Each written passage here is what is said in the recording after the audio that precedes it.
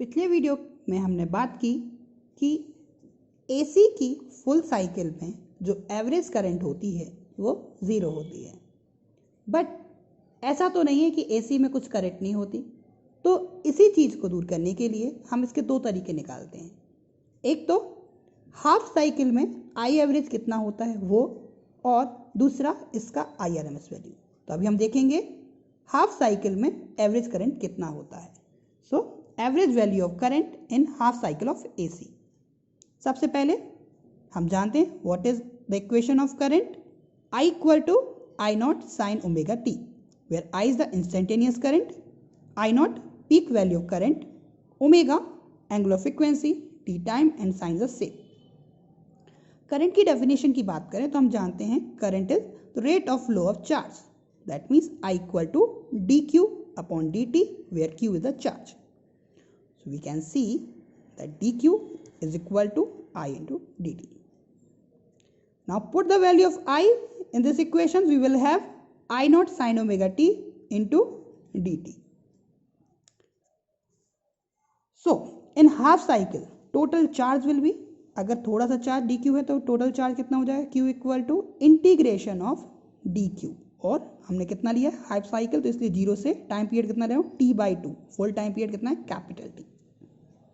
सो 0 से t/2 T Q की value हमने यहाँ पुट कर दी, कितना आ गया I naught sine omega t t t. I naught constant है, बाहर ले लिया, साइन ओमेगा टी का हम इंटीग्रेशन करेंगे। तो हम जानते हैं साइन का इंटीग्रेशन क्या होता है, साइन का इंटीग्रेशन होता है माइनस कॉस ओमेगा टी, और ओमेगा टी का कितना आ जाएगा 1/ओमेगा। So minus cos omega t two omega, minus sine और ओमेगा को बाहर ले लीजिए तो कितना आ जाएगा Q equal to minus I naught omega, I naught upon omega and cos omega t. अब लिमिट कितनी चल रही है 0 से t/2। तो सबसे पहले हम ओमेगा की जगह 2 पाई एफ एंड एफ की जगह 1/t या ओमेगा की जगह डायरेक्ट 2 पाई/t रखते हैं। पिछली वीडियो में हमने ये ऑलरेडी देख चुके हैं कि ओमेगा इक्वल टू 2 पाई/t होता है, तो मैंने ओमेगा इक्वल टू 2 पाई/t रख दिया। अब इस t की जगह एक बार मैं अपर लिमिट रखूंगा, फिर माइनस एक बार लोअर लिमिट रखूंगा। तो व्हाट विल हैपन, cos 2 पाई/t इंटू अपर लिमिट t/2, फिर माइनस cos 2 पाई/t इंटू 0। t से t कैंसिल, 2 से 2 cancel, cos pi minus something into 0 is equal to cos 0। cos pi की वैल्यू होती है -1, cos 0 की वैल्यू भी 1, तो -1 minus 1 equal to -2 into minus, so it will be 2 I naught upon omega. So total charge कितना आ गया half cycle में 2 I naught upon omega. Again इस ओमेगा की जगह भी हम 2 पाई/t रख दें तो अपॉन टी ऊपर चला जाएगा, 2 से 2 कैंसिल, क्या आ जाएगा I naught T upon pi. Now I average equal to again charge upon time, और टाइम की कितना लेना है हमें लिए हाफ साइकिल। तो टी की जगह क्या रख दूं मैं t/2, क्यू की जगह क्या रख दूं आई नॉट टी अपॉन पाई, मैंने रख दिया। टी से टी अगेन कैंसिल, क्या आ जाएगा 2 ऊपर चला जाएगा, पाई नीचे आ जाएगा, तो आई एवरेज की वैल्यू कितनी आ गई 2 आई नॉट अपॉन पाई। और we can say half cycle में आई एवरेज की वैल्यू कितनी होती है 0.637 इंटू पीक टाइम्स। तो ये आपको पहला एक्सप्रेशन याद रखना है इस चैप्टर का, that I average in half cycle is equal to 0.637 times of peak value of current, where I naught is the maximum value of current. अगर अब यही क्वेश्चन हमें करना होता है average value of current in full cycle, I know the answer is 0, but हमें अगर इसको प्रूव करना है, ड्राइव करना है, तो हम पूरा यही प्रोसीजर फॉलो करेंगे। केवल क्या करेंगे यहाँ t/2 की जगह क्या कर देंगे t, 0 से t। लेट्स सी, सबसे पहले मैंने क्या किया, equation I equal to I naught sine omega t, then I equal to d q upon d t, d q equal to कितना आ गया आई डी टी, इंटीग्रेट किया तो 0 से t I D T, T का क्या हो गया q, वैल्यू पुट कर दी आई नॉट साइन ओमेगा टी। हमने केवल क्या चेंज किया यहाँ 0 से t कर दिया यहाँ। अगेन इंटीग्रेशन करेंगे तो वही value I naught upon omega आ जाएगा, 2 पाई/t टी आ जाएगा। अब फिर यहाँ क्या चेंज आएगा, जब हम लिमिट रखेंगे, तो यहाँ क्या आ जाएगा upper limit minus lower limit, यहाँ t आ जाएगा। अब t से t कैंसिल, सो आ गया cos 2 पाई माइनस cos 0। अब cos 2 पाई कितना होता है +1 एंड cos 0 भी होता है +1, so 1 - 1 0 into something equal to 0। Now charge is 0, so current is also 0, so total current and average in a one cycle is 0. तो one of the most important expression for this chapter, यहाँ से numerical लगभग आता ही है और कभी कभी derivation भी आता है, that is what is the relation between IRMS and I naught. First of all what is RMS? RMS मतलब कि root mean square. My dear, हमने आपको बताया था कि जब हम किसी एक फुल साइकिल का एवरेज निकालते तो आंसर कितना आता है? 0। लेकिन हमें एवरेज तो निकालना है, तो अगर हमें इसका एवरेज निकालना आंसर 0 नहीं आना है तो क्या कर दें हम? सबसे पहले तो मैं इसका स्क्वायर कर दूं, तो पॉजिटिव का स्क्वायर तो पॉजिटिव होगा, माइनस का square will also positive, and positive positive add किया, उसका मीन निकाल लिया।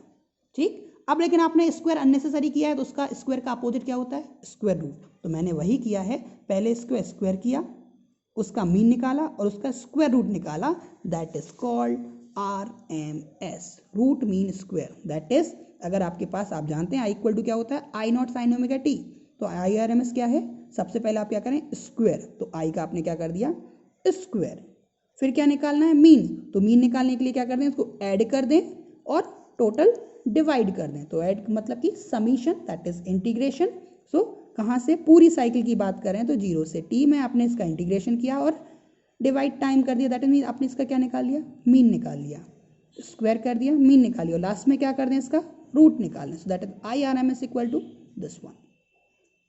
Now do one thing, I की वैल्यू यहाँ पुट कर दीजिए। So I naught sine omega t का स्क्वायर हो गया, तो I नॉट स्क्वायर हो जाएगा, साइन स्क्वायर ओमेगा टी हो जाएगा, टी हो जाएगा।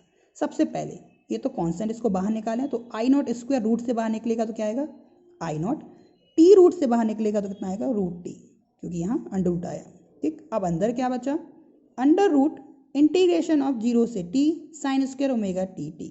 अब साइन स्क्वायर ओमेगा टी का तो कोई इंटीग्रेशन होता नहीं है, कोई फॉर्मूला नहीं है, but sine square theta equal to 1 minus cos 2 theta upon 2, ऐसा कोई फॉर्मूला ट्रिग्नोमेट्री में है।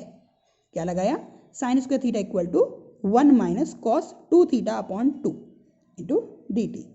अब इसको अलग अलग कर लीजिए, 1/2 ले लीजिए और minus cos 2 omega T upon 2 ले लीजिए, लिमिट वही रहेगी। अब 1/2 का इंटीग्रेशन कितना आ जाएगा?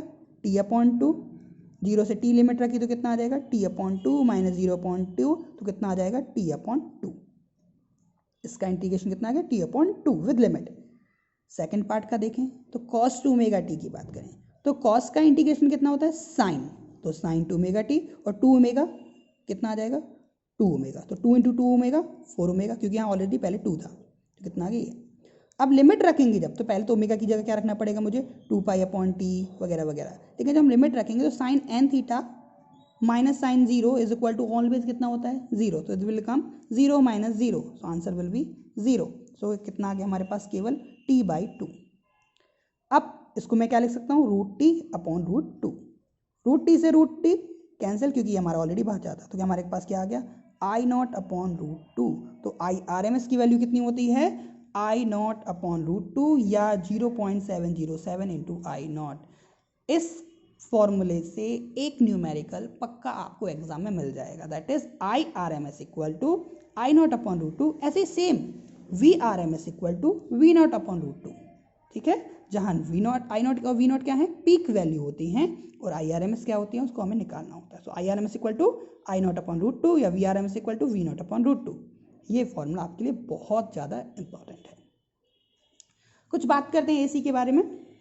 तो AC जो होती है वो हीटिंग इफेक्ट बेस होती है, मतलब AC के जितने भी इंस्ट्रूमेंट बनते हैं वो किस पे बेस बनते हैं? हीटिंग इफेक्ट बेस बनते हैं।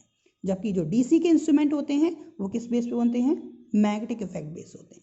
चाहे आप अपनी लैब में या कहीं भी वोल्टीमीटर, अमीटर, गैलोमीटर देखें तो वो जो आपके हैं वो कैसे? DC, तो किस इफेक्ट पे शो करते हैं? मैग्नेटिक इफेक्ट पर। तो जब ये मैग्नेटिक इफेक्ट पे शो करते हैं तो इनके बीच जो डिवीजन होते हैं वो इक्वल डिस्टेंस पर होते हैं, जबकि AC में ऐसा नहीं होता। हीटिंग इफेक्ट मतलब कि I²RT, मतलब कि इनके जो डिवीजन होते हैं वो स्क्वायर टाइम स्क्वायर डिफरेंस पर होते हैं। AC does not show magnetic and chemical effect. याद रखने वाली बात है, कॉम्पिटिटिव में आता है कि कौन सी करंट मैग्नेटिक और केमिकल इफेक्ट को शो करती है या नहीं करती है। तो DC shows magnetic effect, DC shows chemical effect, but AC does not show magnetic and chemical effect. अगर हम DC अमीटर से या DC गैल्वेनोमीटर से AC को पास करेंगे तो वहां कोई डिफ्लेक्शन नहीं होगा। क्यों नहीं होगा? क्योंकि DC एमीटर किस पे बेस बना हुआ है? मैग्नेटिक इफेक्ट पे बना हुआ है, और AC तो मैग्नेटिक इफेक्ट शो करती ही नहीं है, तो AC जब पास की जाती है DC एमीटर से तो कोई डिफ्लेक्शन नहीं होता। अगर हम बात करें कि अगर दोनों ही वैल्यू सेम है AC और DC की, तो कौन ज़्यादा डेंजरस है? तो same value of AC is more dangerous to DC। Y?